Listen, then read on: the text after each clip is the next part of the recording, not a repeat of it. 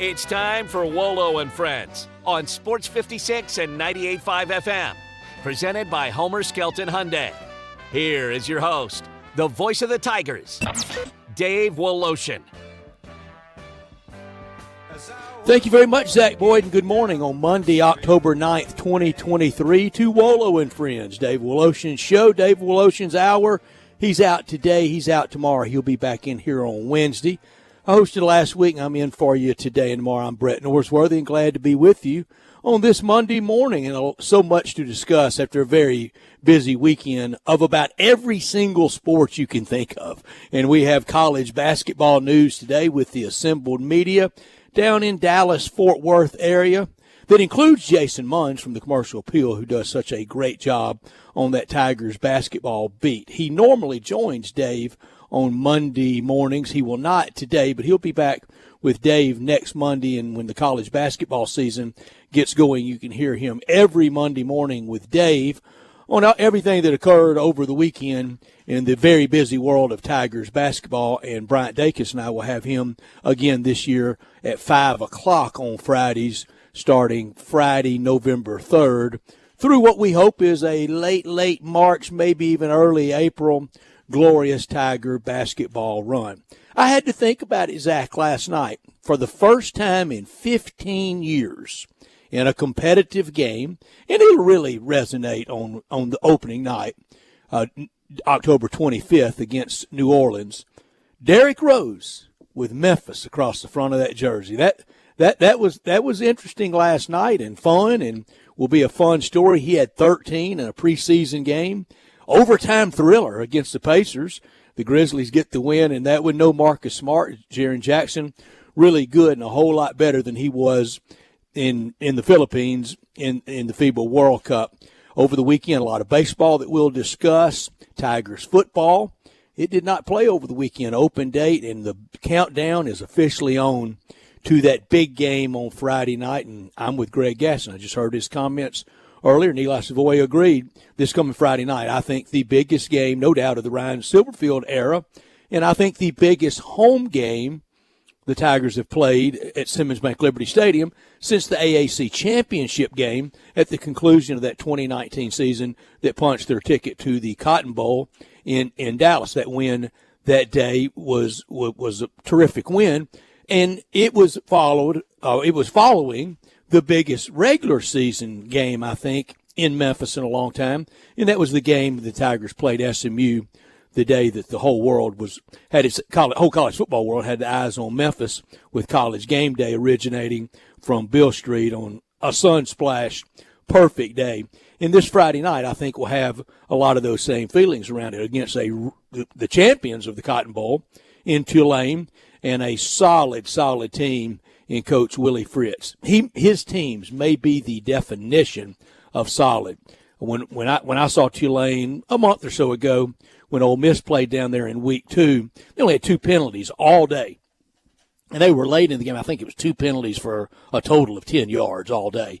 And that's about as benign as it gets. And it was late in the game, really after the game had been decided on a late scoop and score for Ole Miss. But how they tackled, how they run routes, the little things. They are the personification that coaches talk about doing the little things extremely well, and it adds up to big things. It's a cliche, but it's real. That's Friday night, and I think the countdown this week will be a lot of fun. I know tomorrow we are, and today as well. We'll talk about it during Dave's show, and this week on Sports Time, again with me with Bryant Dacus, we're going to have dedicated guests every single day on the countdown to this big game Friday night, 6 o'clock for the Tigers against Tulane. And if they win that one, then they are for sure I think the prohibitive favorite to be one of the 2 teams in the AAC Conference Championship game. It could be the first of 2 games this year against Tulane. Next week's opponent, though, for the Tigers, we'll worry about next week. This week's all about Tulane. But I thought UAB had started playing better. I thought UAB got a lot better in their loss that looked pretty lopsided. If you just looked at the score of the UAB loss to Georgia, you would think, they got ran out by Georgia. Who doesn't this year? But they found a little something offensively that night, and I think they have been improving. And I will be worried about that game, but worry about that game next week. This week is about Tulane. Again, last night at FedEx Forum, the Grizzlies win in overtime. Zach Boyd, you were there. I was told it was more than a respectable crowd for a preseason game. What was the feeling like finally getting back downtown to FedEx Forum? Yeah, like it was. I was excited to be there. Let's start off. I was really excited to be there. Finally, get a chance to step into the arena for a Grizzlies basketball game. At the same time, it was just this weird feeling like, man, it's already basketball season already for the Grizzlies. So it's October 8th. Yeah, because it was just that type of mix of emotions. But I was really excited to see what this team can do, see what D Rose have left for the tank. Hopefully we get a chance to see what Marcus Smart looks like on the floor with these guys. But yeah, no, I'm excited to get this ball rolling on this season. Keep going. There was one big thing. I thought the takeaway from last night, never mind the score, never mind overtime, there was one gigantic takeaway. What do you think it was? See if we agree. I think it's number 6 on the floor. Am I right? Nope. No, he was good though. He was good. You're talking about Kenny Lofton. He was real good. So nope. My big takeaway.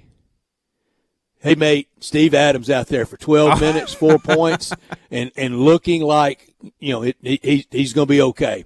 That's the key. That was the key last year. I don't know what the Grizzlies would have done with him, but I sure would have liked to have seen it play out like that after he got hurt on January 31st out in Phoenix. I thought that was big to see him out there because we've been waiting for that, and we know how coy, and I don't blame them completely, how coy the Grizzlies are with injury. I think more is better than less on the injury front, but we know how really how paranoid and protective people are now of injury news. But it was good to see Big Steve Adams out there for me.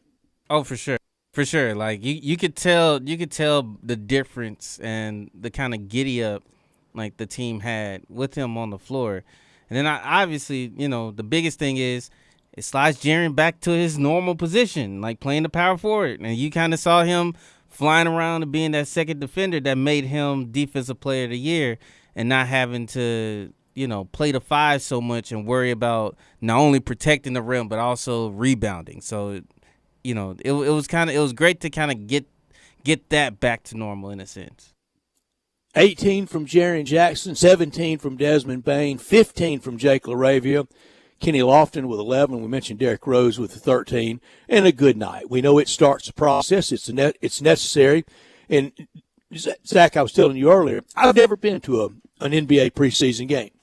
I can probably say I'm never going to one. I watch very little. And my mantra used to be, just tell me if anybody got hurt and how many more days till the regular season starts. I don't think that's a little rigid, and I don't think that's the case with this team. We've got to see some guys and see what they can do in a little meshing and merging of personalities and players. Brevin Knight has a strong treatise sermon on cutting the preseason games. He said, I know the players want it. The Players Association wants it. No, the fans want it. The owners don't. Nobody really wants to mess with it. But it has hurt the product, especially early in the season, because there's only one way to get run, and that's to go out there and run and play a real NBA game. And I agree with Brevin on that one. The weekend in baseball, and it was interesting. How about the Texas Rangers up 2-0 over the 101-win Baltimore Orioles? 3-2 thriller on Saturday, an 11-8 thrashing yesterday afternoon into last night. They scored 11. The Cowboys only scored 10 over the weekend. The Texas Rangers got more than the Cowboys. Game 3 on Tuesday night in the Metroplex. They can close it out. They've got 3 to win 1, with 2 of them being at home, and the first game tomorrow night for them to potentially close out in Arlington. Minnesota 1-1 in their series against Houston. That's all they wanted. They wanted a split in Houston. They got it. And with the win yesterday, Minnesota makes it 1-1 in that series. They beat Framber Valdez 6-2. In the National League, the Phillies 1-0 over Atlanta. Game 2 today at 5 o'clock with Max Fried on the mound against Zach Wheeler.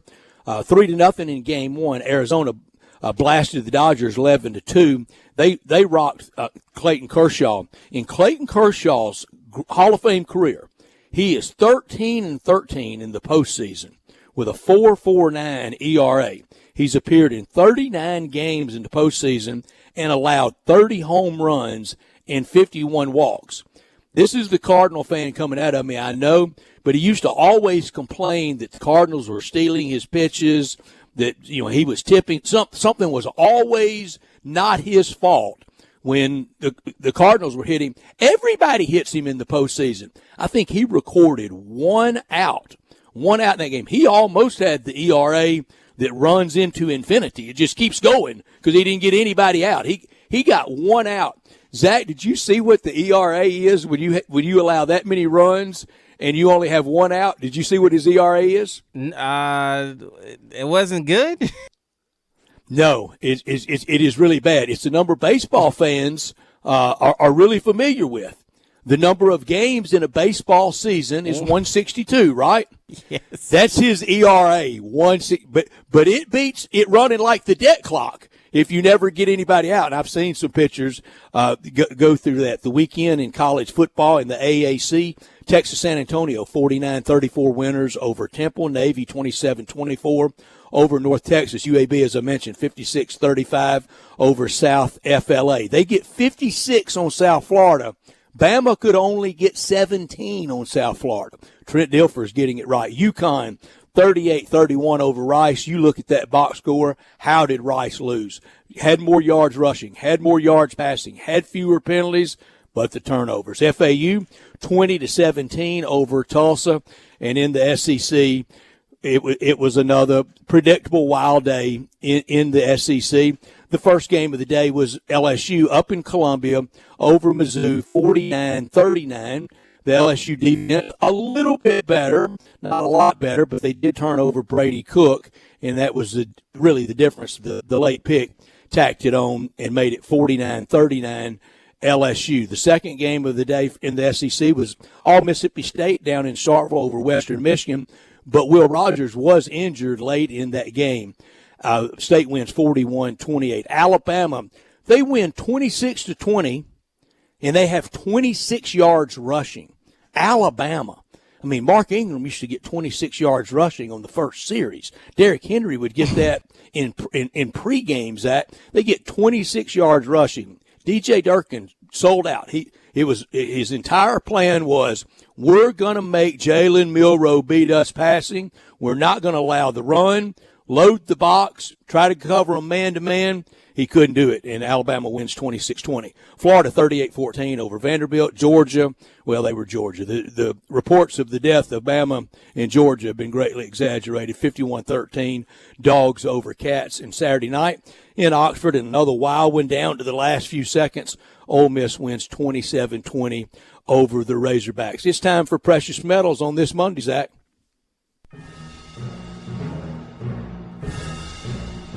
I'll start with my medals, and I'll start with the bronze.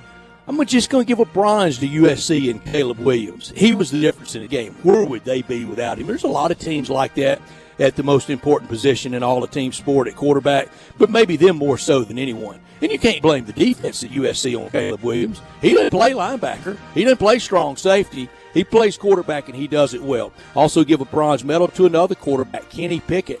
He outplayed Lamar yesterday. Can you believe that? He outplayed Lamar Jackson yesterday, and the Steelers were able to win 17-10 in a classic AFC North rock fight brawl. Another bronze, 4-1 Detroit Lions. Jared Goff, he's just really steady. My silver goes to Coach Nick Saban. Jimbo Fisher and DJ Durkin, they had a plan. Well, they retaliated. Alabama had an answer, and Alabama used it. I gave Alabama too much credit. I said they won 26-20 with 26 yards rushing. Make that 23 yards rushing for the Tide in the win down at College Station. Another silver medal for me goes to Jackson Dart. He stays steady, no turnovers, just solid play. with playing really kind of beat up all night. He needs the open date as much as anyone, and he gets it. And he gets it going into the break with a win over the Razorbacks, 27-20, and another wild game in Oxford. And seriously, how many Ole Miss fans, Ole Miss diehards, how many of you had Ole Miss at 5-1 after 6 games going into the open day? I didn't. Not many others did. My first goal goes to Oklahoma in their Red River shootout win over Texas. That game, that intensity, that setting, the TV presentation of game day and of that game was so good. It looked like it was a Hollywood production. Those blimp and drone shots over Fair Park. They said there were almost 400,000 people on the property of Fair Park. Only about 75,000 could get into the stadium for the game. And Dylan Gabriel with his college football moment, 23 of 38. 285, a touchdown passing, 113 rushing, a touchdown rushing, and he was better than Quinn Ewers. I know they don't play against each other, and we often talk about these quarterback versus quarterback matchups, but that's how it reads out. That's how it goes down in the record book. Another one that was just a wide disparity at quarterback, a goal to Brock Purdy, 42-10, and Mr. Irrelevant is so much better than Mr. Big Contract, Mr. Big Drama, Dak Prescott. He just wore him out. I know the 49er defense put a lot more pressure on Dak than Brock Purdy. Didn't have a glove laid on him all night. And to see a guy that his entire football life, I'm sure he has been mostly irrelevant, whether it was in high school, it's college at Iowa State, and then in the draft. The last player selected, 17 of 24, 252 yards, 4 touchdowns. A quarterback that will probably be the first quarterback drafted next spring, Drake May at North Carolina, 442 yards, 3 touchdowns. North Carolina 40-7 walloping of Syracuse. And North Carolina could be that 4th team in a college football playoff scenario. They are. It is a real team. And what Gene Chizik has done for Mac Brown's defense, and this week they play at the U and against the U, and then they play at Clemson in late November. My rush, the rush maybe of all time, to Mario Cristobal. He did it again. He did this at Oregon, and he did it again Saturday. And they say his thing is to not take knees late in the game. Hey, read a coaching handbook for the 21st century. Late in the game, it's called the victory formation. It's the best 2 words in sports. Get in it. Take a knee. Get a W. And it cost him. There are some reports out of Miami that they were trying to tack on another running back to get to 500 yards rushing for the game, and that's what it cost them. That's just incredibly bad. A rush goes to Texas. The Texas Longhorns. They may be back, but they still will greatly disappoint. Rush to Kentucky, a rush to Clayton Kershaw, as I mentioned earlier, and a rush to Dak. He's just not that good. He's serviceable at best. With a galaxy of stars around him, he might make it all work out in the end, but he's just not a difference maker, and it is played out in front of us. When we come back, we'll visit about college football. Oh, I'm sorry, Zach. I know you do. I'm sorry. Yeah. Please, Zach, go, fire away. Okay, I'm sorry. So I'm gonna try to make this quick as possible. So, my bronze goes to. You're the in no rush. season. I'm sorry, Zach. We mentioned, like you mentioned at the top, Tigers Media Days. When men's and women's, they're down in Fort Worth. The Grizzlies started their preseason. Like, it's just, we're now starting to get into that basketball mode here. So even though October is signifying, I guess it signifies a pumpkin, that pumpkin is a basketball in the month of October. So I'm happy for that. So that's my bronze. My silver, I'm giving it to the Indianapolis Colts, Pittsburgh Steelers, and the New York Jets. All 3 of those teams were not expected to win, and yet they showed up and they dominated their matchups this week. Like you mentioned, with Indy knocking off the Titans with a backup quarterback without Anthony Richardson.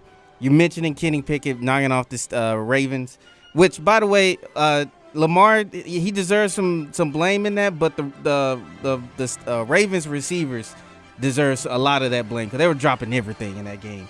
And then the Jets with the revenge game from Nate Hackett.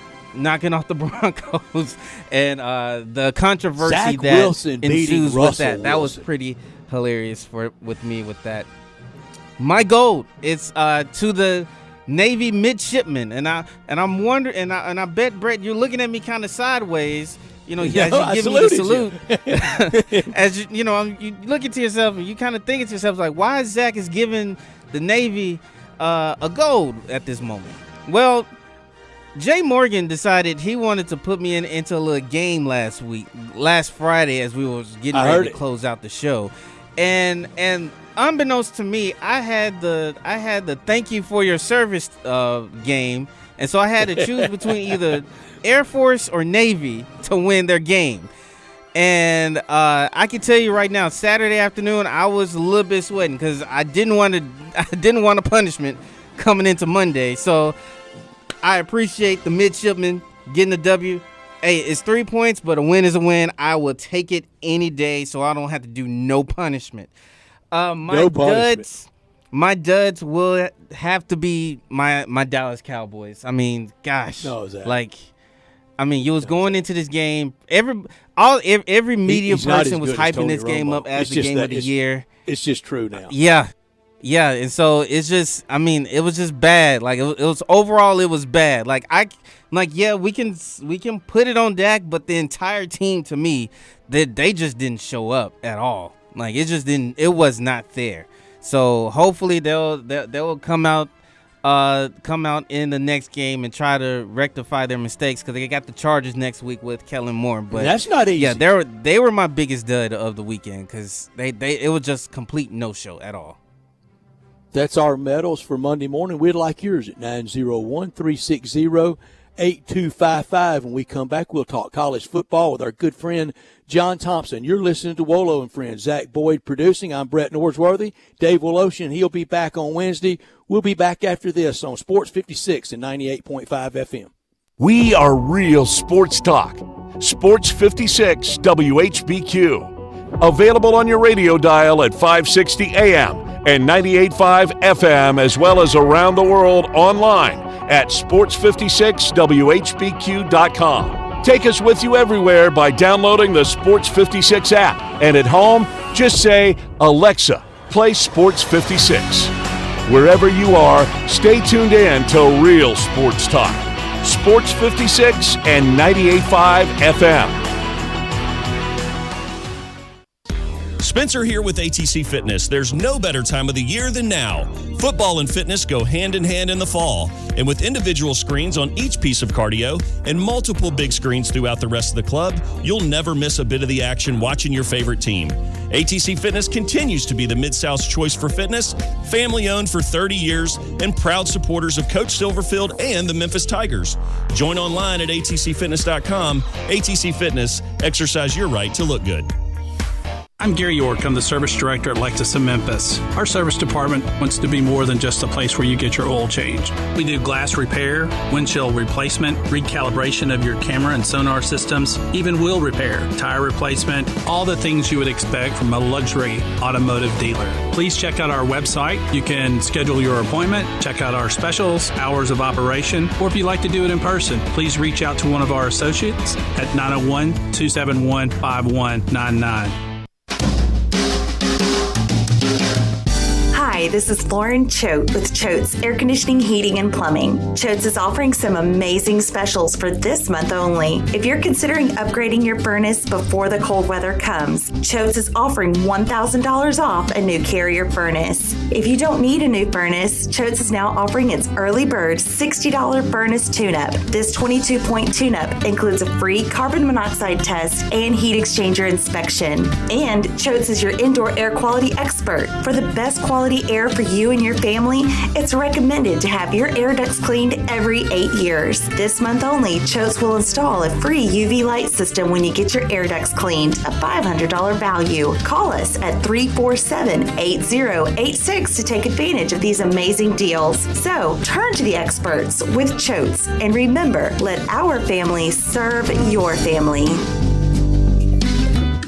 Hey, if you're hungry for great Mexican food for breakfast, lunch, or dinner, got it. La Guadalupana. Guadalupana, Guadalupana. Choose from tacos, burritos, enchiladas, sizzling shrimp, beef, or chicken fajitas, and even a Cuban sandwich filled with Mexican sauces, chicken, ham, steak, jalapenos, avocado, and more. How about super nachos topped with melted cheese, beans, sour cream, guacamole, tomato, and jalapenos? All great with nice cold beer, domestic and imported. Good prices, generous portions, great service at 2 locations, Summer Avenue and Cordova Road. La Guadalupana.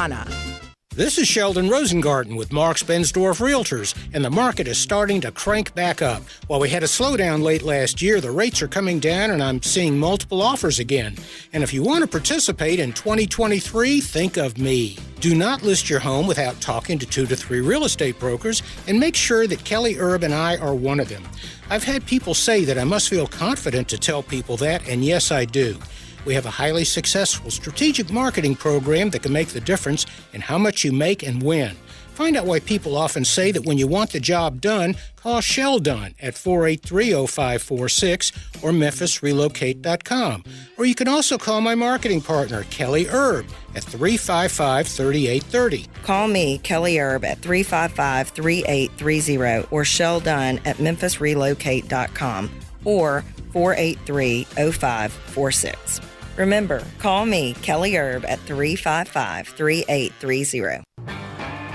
Now back to Wolo and Friends on Sports 56 and 98.5 FM, presented by Homer Skelton Hyundai. Here once again is the voice of the Tigers, Dave Woloshin. Dave back on Wednesday, and I'll join him in my regular guest spot Wednesday about 10:30 to talk the SEC with him. But to talk the SEC with him on Mondays, it is a staple of Memphis Sports Radio. And it's our good friend, our great friend, John Thompson, who joins us to talk college football. And, Johnny, good morning to you. First of all, how are you? Good morning. Good morning. It's good to talk to a four-city legend. That's good. That's good to talk to. I saw two four-city legends in the Grove Saturday. Our friend Jimmy Taylor and our friend Mallory Parker. Far City was well represented Saturday. There you go. There you go. Good. They don't come any better than that right there with those two guys. That's excellent. Jimmy lives up here. I talk to him a lot, but Jimmy Taylor lives up here in Atlanta with me.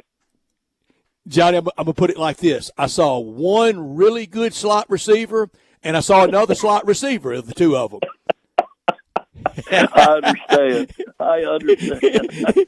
You got to tell the other one I busted him out like that. But no, the Saturday in the SEC, it started early. And Johnny, last week I had people, our text line, people telling me, "Oh man, you're way too heat of the moment on this Jaden Daniels stuff." And I listed him with Cam and Johnny Manziel and Joe Burrow and Bryce Young and quarterbacks I've seen come into Oxford. I'm telling you, if they win out, I don't think they will, but if LSU wins out, Jaden Daniels wins the Heisman Trophy. Wow, that's a big that. You know what? He has played that way every single game, and Eli's doing a good job there with Missouri. He's doing a great job, and for them to come back and double digit, be down, and he just plays. I don't know. He's going to be hard. I don't know about winning the Heisman. I'll have to go with Brock Bowers right now. But oh, really? Wow. That's a big statement right there. But what a tough time for Cook to throw his first interception of the year right there at the end. It was. They were a legitimate team. Missouri is a legitimate team. I didn't think so. But Eli's done a good job with that team. All right, Johnny, you've been in the battles, head coach, defensive coordinator. How do you let what happened in Miami happen? Georgia Tech's a good team. Haynes King's a good player. I don't know what was bad. Well, I know what was worse, the strategy. But the defense after the blown strategy was just as deplorable. Well, it was. I mean, they still had to take the ball 65 yards, I think, or whatever it was. But that's the offensive coordinator's taking a lot of heat, and you just can't let that happen. I mean, you got enough going on the sideline, and you got to be aware of the time and the timeouts. And Cristobal, that's a terrible thing, and he's gonna, that's gonna haunt him for the rest. He better win out.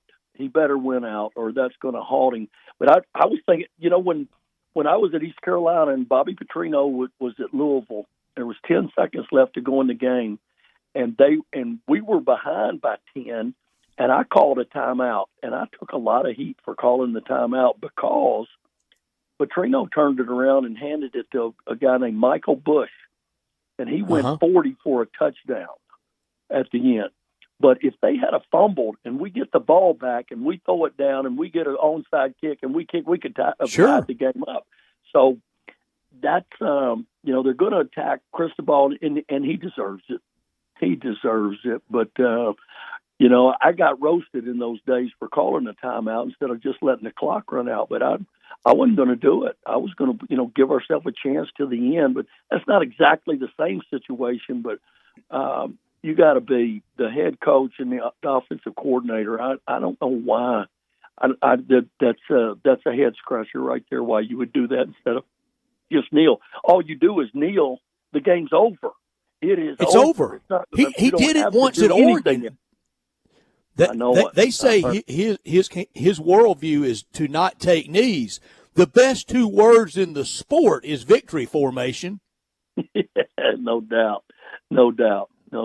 That's but you got to give Haynes King. You got to give him some credit. The transfer from Texas A&M. You got to give him some credit. He took them down there and got it done right in the last minute. So Georgia Tech would love to have back that Bowling Green game, and they would be rolling along pretty well. Talking college football with John Thompson, and Johnny, the day started Saturday. Game day was there. The whole presentation from the state fairgrounds looked dynamic on TV. I got to go to that game in 2016. It's just unreal. And then the game lived up to it. Those two quarterbacks, and in the end, the lefty, the southpaw, Dylan Gabriel, he was better than Quinn Ewers was. Well, they gave him a chance there at the end with 1:15, and now they're saying that Venables on Tuesday or Wednesday in a 2-minute drill put 1 minute and 15 seconds on the clock and says you got to go 75 to get a touchdown to win, and that's what they did. So they practiced that, and that's really amazing that came out. But hey, you got to look. Hey, OU's goal line stand earlier in the game. I mean, they had Texas got really hard headed and tried to pound it in there 4 times in a row. And OU's defensive line stood up. Really made a huge, huge difference in that game. I thought that was the turning point. Well, not necessarily the turning point, but that gave them the opportunity to come back and win if they're at the game. But hey, those two teams, they'll probably play again. They'll play again, and I think the stakes are going to be really high when they play the next time. So that's two good football teams, I think. Well coached, both of them. Sarkisian is doing a good job. I mean, they had the fake punt, but then they got the kick blocked. So, or they blocked the kick. So it was an interesting game. That was fun to watch. I love my favorite place in the whole world is Cotton Bowl. Great place. I'm right there with you. It's such a great stadium, and you ought to see it. They've poured a fortune into it. Old gal looks better now than she ever has. Well, there's no suites, and it's just around the Cotton Bowl, and growing up when Arkansas was in the Southwest Conference, I mean that was hey ho ho. That was the whole deal. It was Nirvana for us, Johnny. Excuse me. It was Nirvana for us. That was the goal. That was the destination. That was it. No doubt about it. And that's going to be good. They got to keep that game there as an SEC game, and I think they both will. It's just too much good stuff going on there for college football to move that on campus. I tell you another thing I like about it. All the new places are so nice. It's just everything's just perfect now, and everybody's spoiled rotten and suites and access. And you can go to a game now and buy quiche. At a college football game at the Cotton Bowl, the concourses are still real narrow, and just like War Memorial, you go to the bathroom and it's humbling, nothing but the troughs.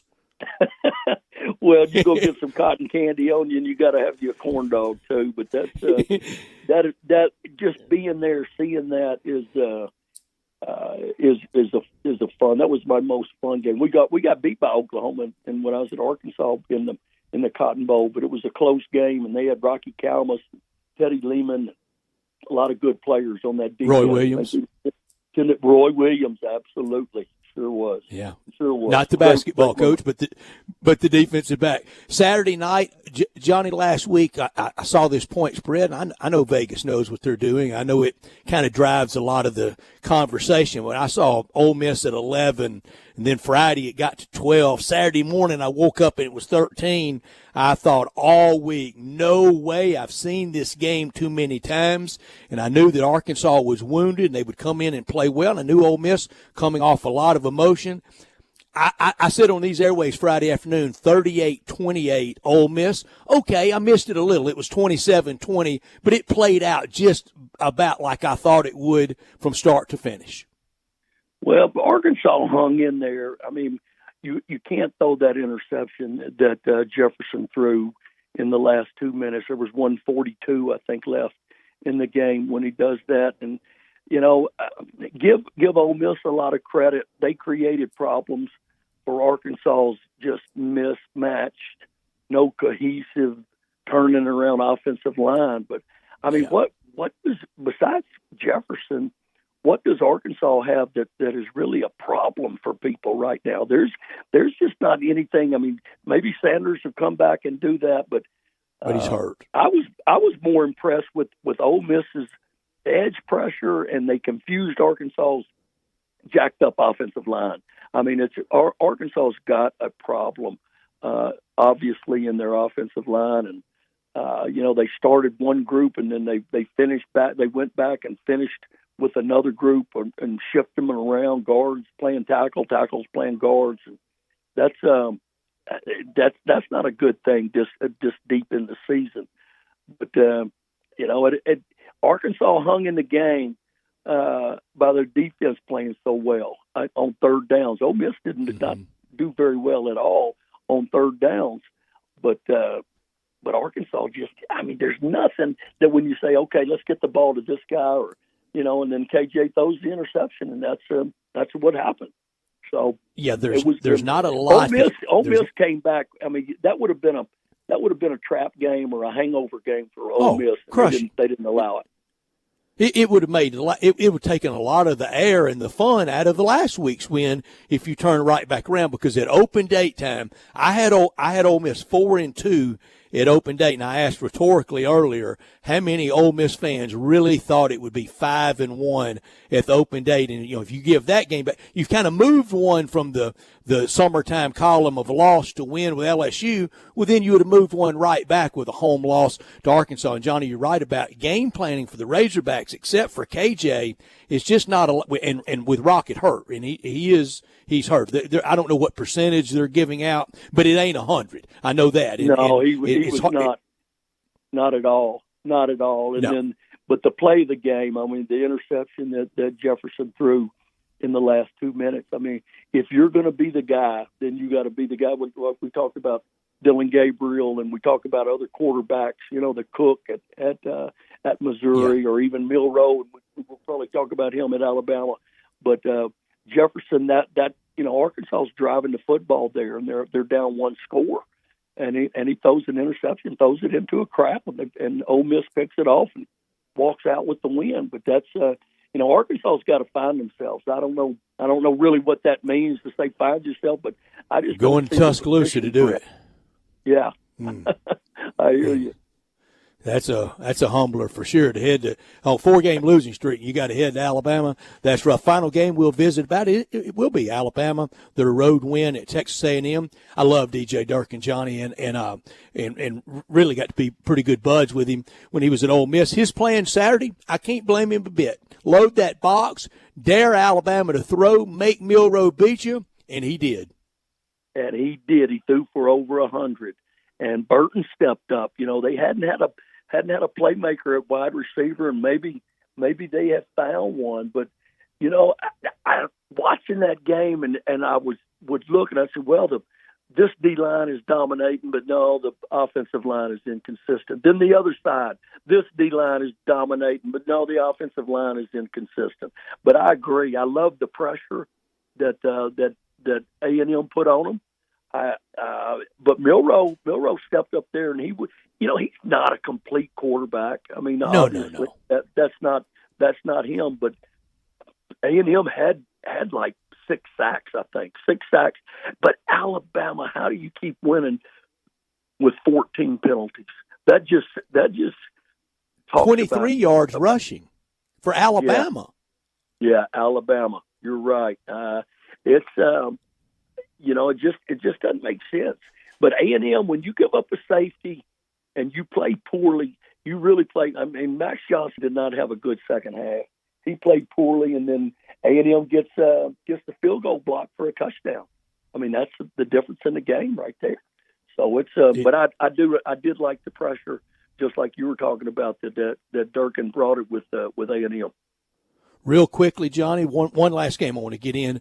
Georgia, they stepped up and they let everybody know that we're back-to-back national champs for a week. They put it on Kentucky. Yeah, they opened up a can. They opened up a can and pretty early on Kentucky there too, and did everything. You look at Georgia's quarterback and you say, no way, that ain't it. I mean, especially when he takes his helmet off. Yeah, but the guy is growing up, and the guy's turning into a big time quarterback because 389. Excuse me. He went for 389 Saturday. yeah, and he looks like he should be in a Cub Scout weenie roast. Bauer still has had a great game. Can he win the Heisman, Brett? Can he win the Heisman as a tight end? Well, I have a vote, and if I had to vote today, my vote, I would vote Bowers 1, Daniels 2, Caleb Williams 3. Yeah, I can't disagree with that. I would only one tight end to ever win it, and that was Leon Hart at Notre Dame in the late 40s, and they listed him as playing end. Yeah, I knew that. Sure. I knew that. I was just thinking about that. Yeah. Late 40s. Yeah. I was John 6. Thompson. I think I was 6 years old. No, you weren't born in the late 40s. No, come on now. John, it's been great to visit with you. I'll be listening to you next Monday when you join Dave all the way through the College Football National Championship, and so much fun. Real quick, I got to get this in. So Saturday they were telling the story at Red River Shootout that in 1976, Gerald Ford was president and was running for re-election that year and was there for the coin toss, and he couldn't get Switzer and Darrell Royal to even acknowledge each other and speak at midfield. And I was thinking, you know who was behind the scenes in a lot of that? Our old buddy Bill Shimmick. Well, he might have seen a practice or two. You never know. That was the incident that had them so mad at each other. No question about when he snuck in as one of the members of the painting crew. Well, we could tell some stories, but I don't want to get my head coach, my high school head coach, into any trouble right now. We sure don't. What a character! Bill Shimmick, one of the greatest characters in football history. And this is a G-rated show, so we must end. John, man, have a great week. Thanks for having me, man. Great talking to you, Brett. Great talking to you. Thank you so much. Our friend John Thompson talking college football. He'll be with Dave next Monday, and I will be listening. We break now. When we come back, we'll talk. The coaches have voted at AAC Basketball Media Days. We'll have that poll and other things about the Tigers, some NFL, and we will wrap it up. You're listening to Wolo and Friends on Sports 56 and 98.5 FM. Add a little fun to your lunch break.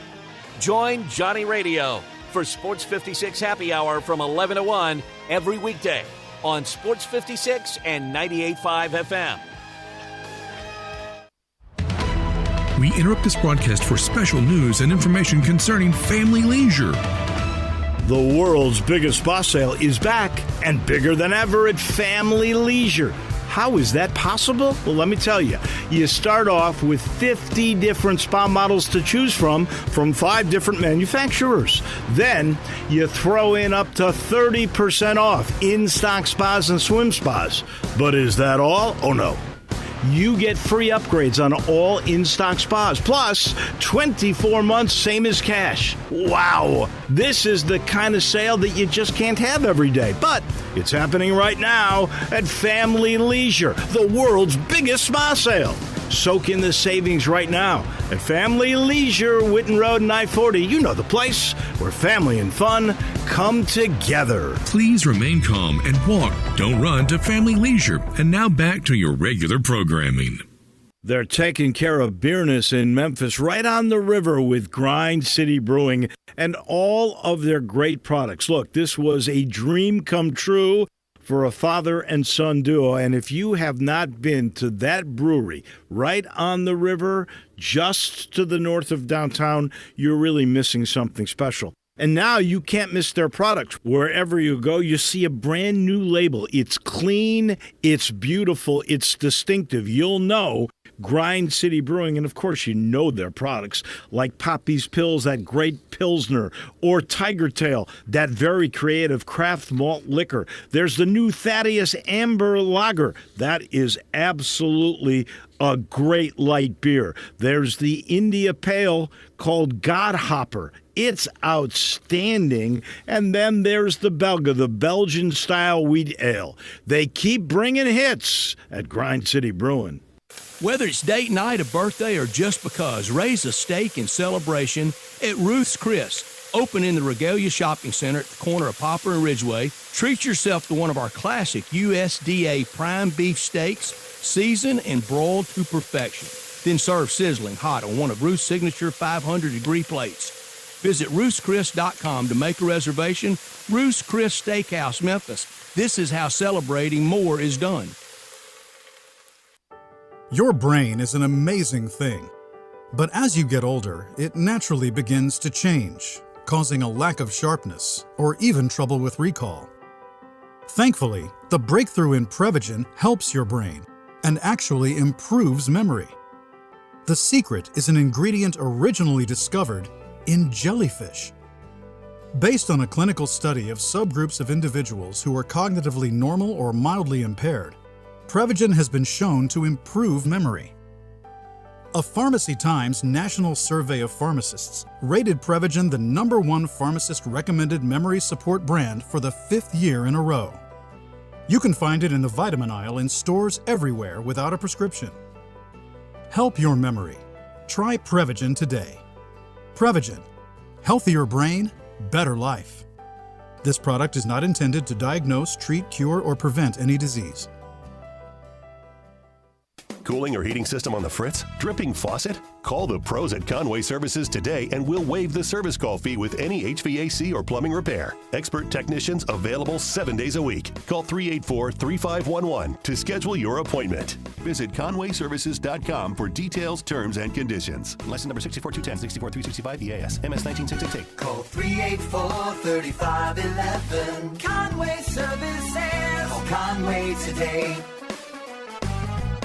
Country music singer-songwriter Kylie Morgan loves her ring from Genesis Diamonds. I wanted something simple and with the stone that I loved, and that's exactly what he got. And then we dressed it up a little bit with the wedding bands, got a little firework action looking around it, and he definitely killed it when it came to choosing the ring. Kylie's then-fiancé Jay did a lot of research, but chose Genesis because of the reputation, the quality, the personal service, and of course, the value. Any man can walk through that door and know that, he's not going to be upsold or pressured to buy anything. Kylie ended up writing a collection of songs about her bridal experience, including the viral sensation Bridesmaids. I had at least 1,000 DMs asking from future brides where I got my ring, who I worked with because of the viral song. I think everyone kind of just looked at me as the person to ask. And Kylie's advice to all those girls? Go to Genesis. It's been a great experience and they'll take care of you. Genesis Diamonds at Poplar and Perkins Extended.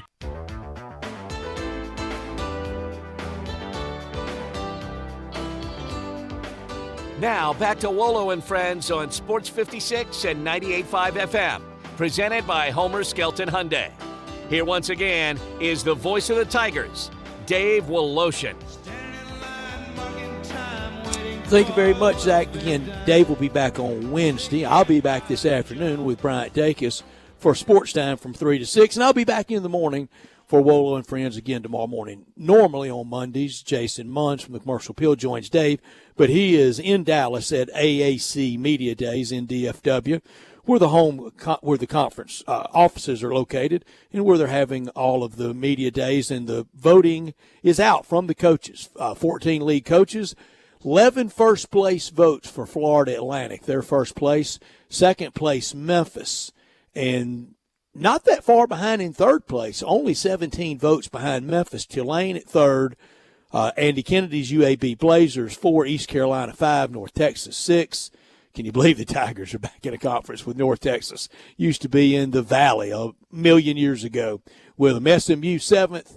Wichita State 8th, South Florida 9th, Tulsa 10, Rice 11, Rice, Temple 12, Charlotte 13, and Texas San Antonio, unlike in football, they're ranked 14th. First team all-conference, Eric Gaines from UAB, John L. Davis, who was voted preseason MVP, Conference Player of the Year, Elijah Martin from Florida Atlantic. Those two players part of the FAU Miracle, FAU Final Four run last year that started with the heartbreaking loss for Memphis, the win for FAU over the Tigers in Columbus. Javon Quinterly from Alabama, he's part of the first team. And Jalen Forbes with Tulane, he's part of it well. Second team, a couple of Tigers, one Tiger, Jordan Brown. And preseason player of the year, as I said, John L. Davis. Rookie of the year, first newcomer of the year, Carl Sharonfont for Memphis, and J.J. Taylor. I hope at the end of the year they're dueling it out for Rookie of the Year in the AAC. We know this conference past the top four. I would definitely say that, FAU, Tigers, Tulane, and UAB. Then it's a big drop-off, and it really drops off from 7 or 8 on down. After SMU, Wichita State, and that is being very charitable, down to Tulsa and Rice and Temple and Charlotte and Texas San Antonio and all that. That said, we know the Memphis Tigers, okay, a second place to FAU, that people could digest that. People could handle that. That would be okay, not anything less than that. And you finish in the season according to your seed. If you get to the conference tournament and your third seed, I don't want to hear about any tiebreakers, and we really tied for second, or it was kind of a three-way tie for first. No, whatever seeds you are come tournament time, that's where you finished. If you're the 6th seed, that means you finished 6th. If you're the 3rd, that means you finished 3rd. And I think most people can understand 2, but really the Tigers should win this conference. And if you're going to have the kind of year everyone's expecting, should really bulldoze it. It's hard to find many conference losses. I don't, at 18 games, I don't see how in the world they can lose 4 times in conference. That would be both times to Florida Atlantic and then 2 more against, frankly, this list of nobodies in the rest of this conference. 15-3 is kind of the starting point. Anything above that is, I think really knocking it out of the park for the Tigers this year, but it's going to be fun at FedEx Forum with the Tigers and with the Grizzlies. The Grizzlies get it started in about 2 weeks on Wednesday, October 25th against New Orleans. Then a couple Mondays after that, first Monday in November, Monday, November the 6th, the Memphis Tigers play the Jackson State Tigers. In college football, the AP poll out, no shocker, Georgia and Michigan, they sit on top. I think those two have some separation from the rest. It's not wide, but they have a little separation, I think, from the next grouping of teams, and that includes number 3 Ohio State, number 4 Florida State, number 5 Oklahoma, moving up 7 spots in this week's Associated Press poll. 6 Penn State, 7 Washington, 8 Oregon. All 8 of those teams that I just listed, they're all undefeated. The first one-loss team comes in at 9th, Texas. They're so good up front. I thought they had better material Saturday than Oklahoma, but they weren't able to win. 10 USC, with questions galore on defense. 11, Alabama, with questions galore on offense still. Number 12, North Carolina. Talked about Drake May and Meadows earlier.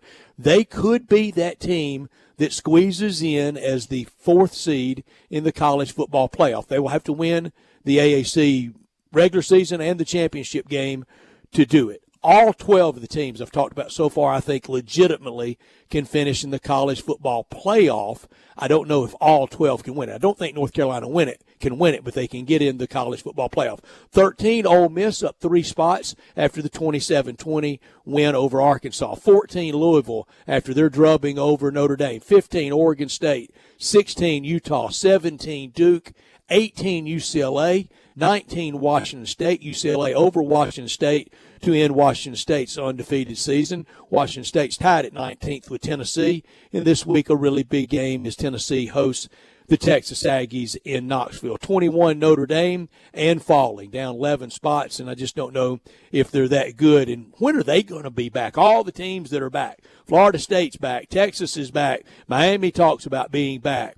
When's Notre Dame going to be back? Tennessee talks about being back. When's Notre Dame going to be back? They haven't won it all since 1988, and that is the standard there, to win it all, because they don't have a conference, so they have to win it all to make a lot of noise. 22, LSU. I want to say just looking at the first 6 weeks, these last 6 weeks of college football, like you said, Georgia and Michigan, in my opinion, are the cream of the crop right now. But I think also for that last 2 spots, because again, I could be wrong, because I think we're back up to 16. Am I correct with the CFP?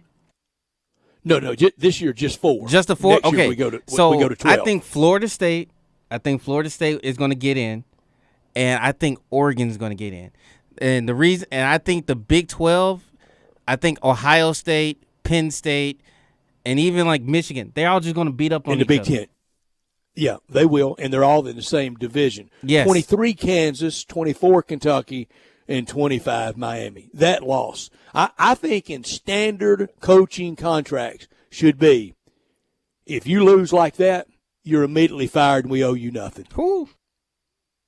That's pretty severe. Well, it's just so hard to win these games, and he absolutely gave it away.